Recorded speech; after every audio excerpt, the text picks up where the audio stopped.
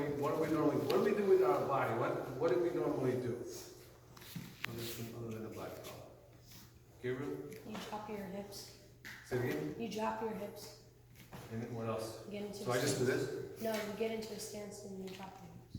Stable stance, us? That's That's the first thing. I grab something. Do a stable stance, us? Precedes. A lot of you just kind of bending it. I can just pull real hard and you have no base whatsoever. Right? So don't forget about the base that you initially learned with the hand. Yes, we're doing something different up here, but the base still has to be there so you don't get ragged around.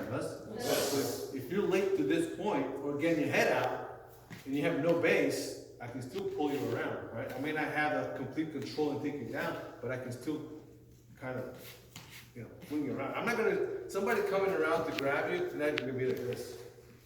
They're gonna come around and try to move you, right? Right away.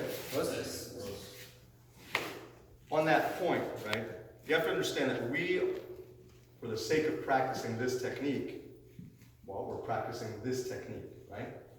But he goes and headlocks me, I'm here. You see where I got him? Is that what I told you? No. But because of the stability of my position, I have what now? Options. I have options. If I had grabbed here, maybe it's that one. I grabbed here though.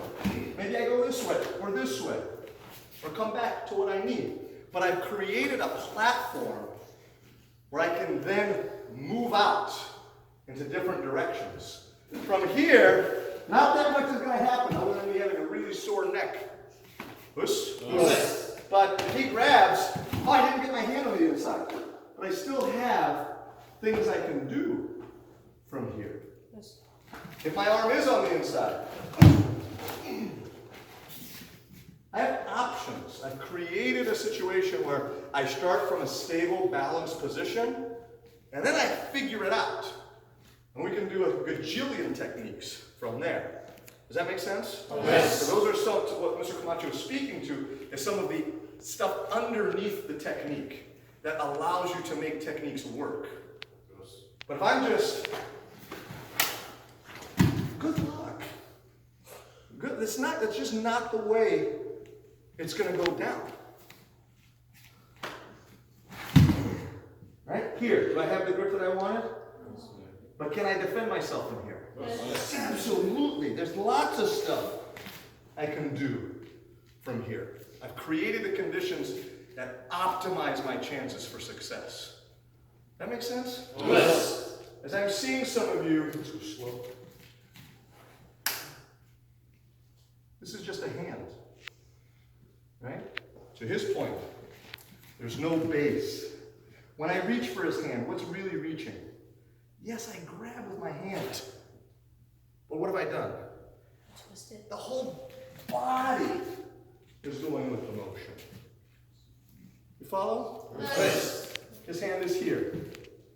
This is what a lot of you are doing. Watch how I grab. Look at my elbow even.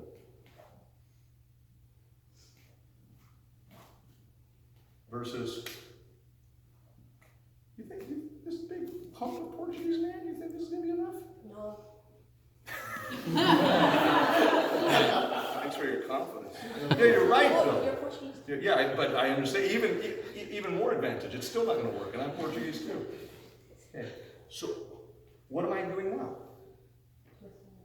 Twisting the body. What's happening to my knees? Creating a spring so that I can then come up. You have to watch this stuff underneath. Does that make sense? Yes. Very, very important. Or else you can know theoretically a lot of techniques, but you don't place yourself in a position to be able to use them.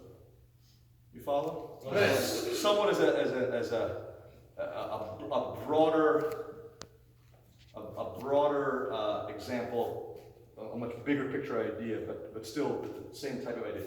Right? So it doesn't matter if you're me, doesn't matter if it's you, doesn't matter if it's Mike Tyson, doesn't matter if it's a Navy SEAL, imagine the toughest, baddest person you want to imagine. If I'm putting, or that Mike Tyson, whoever you're imagining, John Jones, whoever it is putting groceries in their car, and they're oblivious to their surroundings. and some guy comes up behind him with a crowbar and smashes him upside the head. Does that mean Mike Tyson doesn't know how to fight? No, No. What does it mean? they didn't know what's coming. His awareness was such that he didn't even have an initial platform to begin to be able to defend himself from. Right? Because his awareness, or my awareness, or the Navy SEALs, or whoever you're imagining, that person's awareness, had they been a little more aware and seeing the person coming, now they could have brought their skills to bear on this situation. Yes. So, in kind of a microcosm version of that idea, I may have a really, really good tate-kote-hineri. Should he just stand there, allow me to do it? Oh, look, I can get a tap. And so now he reaches in with a real headlock, and I'm doing this.